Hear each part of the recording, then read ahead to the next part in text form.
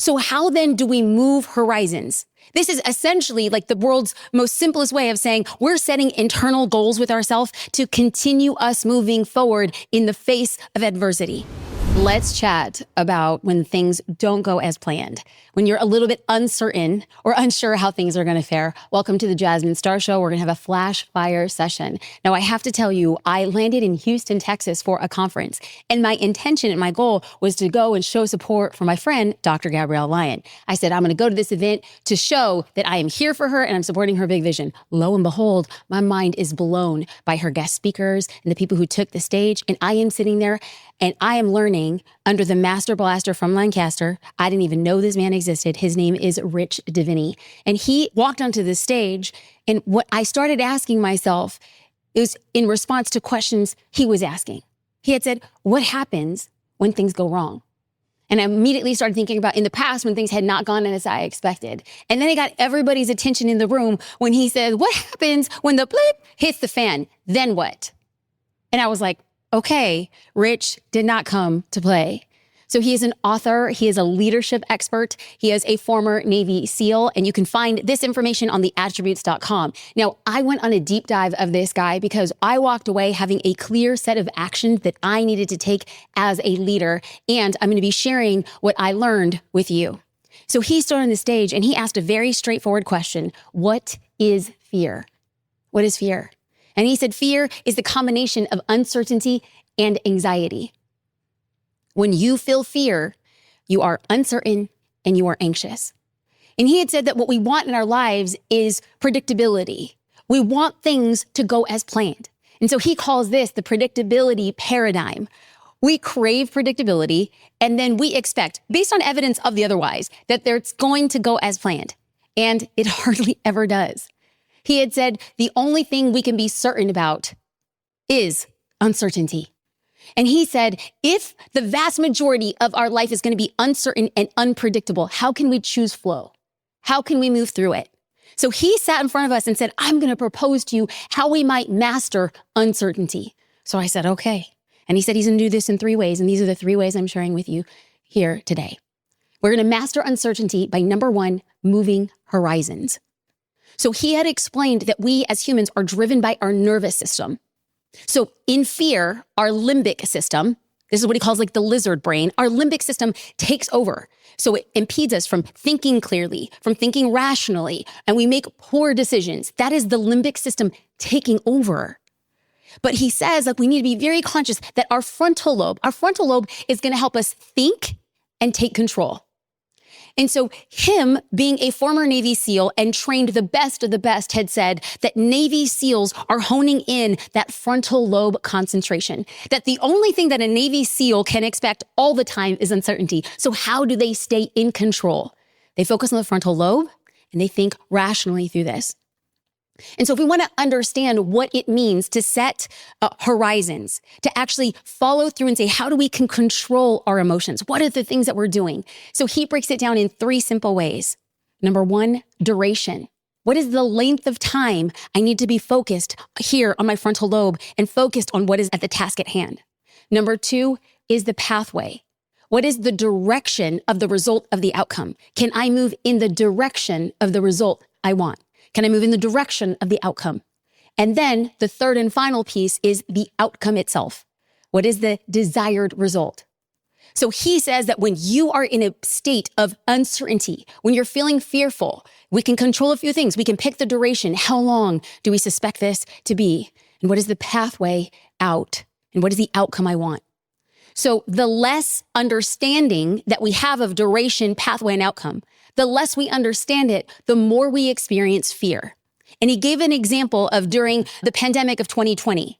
Why people were filled with so much fear and uncertainty was because we didn't know the duration. Some people were going through the pandemic. Some people had COVID for a week. Some people had it for years.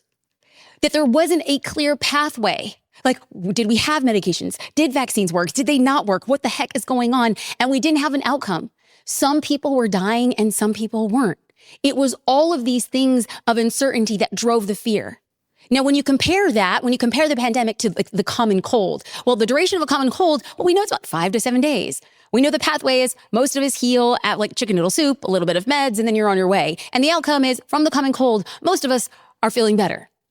So what he did with these examples is he said, if you can take control of the duration, of the pathway, and of the outcome, these outcomes will empower us to move horizons. Basically, we're going to be setting small, little, tiny tests for us to say, okay, I can set this duration. I can set this pathway. I can set this outcome. Now, whether or not we get the outcome we want, it is the horizon itself that makes us strong.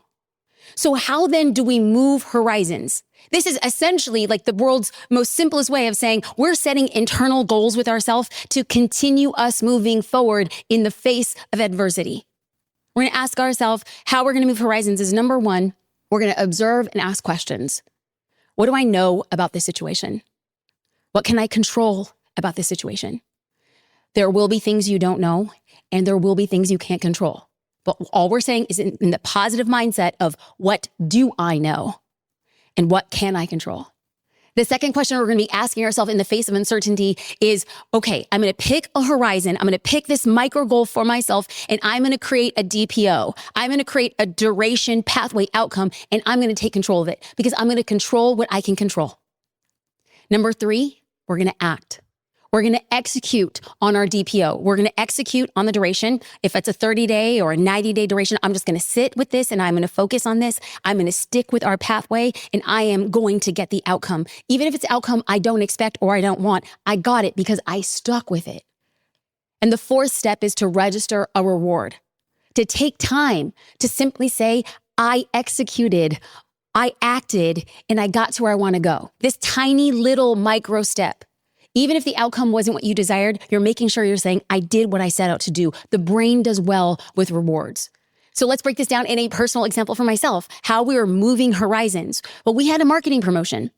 And so what I did internally was to create a DPO. I created the duration. Well, we had 2 weeks for lead generation. That was my horizon. I got 2 weeks to make this happen. Then we had a pathway. I was creating free educational authority building resources. That was going to be the way that we were going to go through a 2-week promotion. And the outcome, well, what we did is we set good, better, best goals, these lead generation goals. So what I had done in a real life example was I was setting horizons and I didn't know I was until I sat under Rich and I said, I actually do this. And this is what keeps me going on the hardest days. And now I want to pass this framework to you so that you could set up a framework. How long am I going to be doing this? What is the pathway and what is the outcome? And then Rich went on to explain the second part of this conversation on setting horizons was that we have to make them meaningful. Meaningful horizons are creating steps in achievement. So he is not saying, go climb Mount Everest. He's saying, what are the small steps along until you reach the top of Everest? We have to ask ourselves, what small steps can we take? Now, this is going to be subjective per person. Everybody's different small steps looks different every step along the way. So we have to ask ourselves, what am I motivated by? What's going to move the needle? And essentially, what Rich had explained is you can ask yourself, well, what motivates me? Actually, the better question is, what gives me a dopamine high? What gives you a dopamine high? What sends off those amazing sounds of bing, bing, bing, bing, bing? Like a dopamine high is your first kiss. A dopamine high is winning a race. A dopamine high is achieving what you set out to do. So you ask yourself, what actually gives myself dopamine? Because what he had said was when we run out of dopamine, we quit. The things that we're doing that no longer give us dopamine, that is when we stop. So he wants to ask ourselves, how do we, and this is what he's asking Navy SEALs in the darkest and most despairing times is what DPO, what duration pathway outcome can I do? How do I have a moving horizon? What is going to give me a dopamine high in this situation? And how do I navigate myself to that? He then went on and explained this beautiful story about a gentleman who weighed over 400 pounds. And he had said that he was taking Rich's lessons and he had said that he was creating horizons and he would have these moving horizons. And he had said, I want to train for a marathon. And when Rich had met him, he was an ultra marathon runner, an ultra marathon. Y'all, this is crazy. And he was once 400 pounds. He couldn't walk out of his house. So he said that he was creating these moving horizons. So his first horizon was, I'm going to buy a pair of running shoes. That was it. That's what he did. And then he celebrated getting the running shoes. And then the next horizon was, I'm going to put the running shoes on. And that was it. That was his next horizon. And then the following day, he says, I'm going to put the running shoes on and I'm going to walk to the mailbox. And that was it. And the next day, I'm going to put the running shoes on and I'm going to walk to the mailbox and I'm going to walk around my block. It was the small settings of steps and proving to yourself that you will stay true to yourself that ultimately led a 400-pound man to running multiple ultra marathons. Ladies and gentlemen, this is what we do in our businesses. We have to set these micro tests because if you want to know what, our brain as entrepreneurs, we're wired differently. Our brains are craving an environment of intensity. We want it. It keeps us stimulated. We like solving bigger problems. So we must experiment with dopamine. Dopamine is triggered and fires when there's a difficult situation that we don't know an answer to, and yet it comes to us. So we must experiment with dopamine. So we must put ourselves in uncertain situations. And then he gets into the last and final step of how do we move and master uncertainty is number 3, you keep going. He had said we need to think of ways to arrest the limbic process. Remember how I started? The limbic process is going in our brain. It's that lizard brain taking over that's in flight, fight, panic, frozen. No. He says we need to stop that brain and we need to focus on the frontal lobe. So how do we do this? He says the best things that any advice that he had ever gotten has gotten through breathing and visualization techniques. Y'all, this isn't magic. This is something we can do right now. So he explained there's this thing called an open gaze. So what happens is when we are in a very stressful situation, our mind's eye is focused on one pinpointed thing. It's the thing that's going wrong. It's the thing that's on fire. It's the thing that you're terrified of. But what he had said is when you actually come back and you look at the big picture. So if you were looking at this one thing, this one disaster of a promotion or it didn't go as planned and you're only focused on that. Now peel back. Look at the team around that. Look at the frameworks around that. Look at the people in your life. Look at the city in which you live. Look at the state in which you dwell. Look at the country in which you reside. Look at the continent in which you are on. Look at how wide this world is. And when we look at how big things are and we realize how small and finite the problem is, it puts context in saying, okay, I am doing just but one thing at one time. And he says that the brain automatically relaxes on horizons. You go out into a forest, you go out into a field, you go out into an ocean, just looking at the horizon, it will calm you. He also says breathing techniques will have a radical form in how you master uncertainty. So all he says is, do you know when you blow out, you're blowing out carbon dioxide. And carbon dioxide is the thing that's preventing the oxygen from going in our brain. So when he says you take a big, big breath in, and then a deeper one in, you do that 10 times over and your whole system relaxes and the limbic brain retreats and the frontal lobe is then engaged. That is the very thing we want. So as a review, when you feel uncertain and you say, no, I have everything inside of me to master uncertainty. I need to 1, move horizons. I need to 2, I need to create meaningful horizons, small steps along the way that just simply prove I am doing it, even if it feels like I'm moving backwards. And 3, keep going.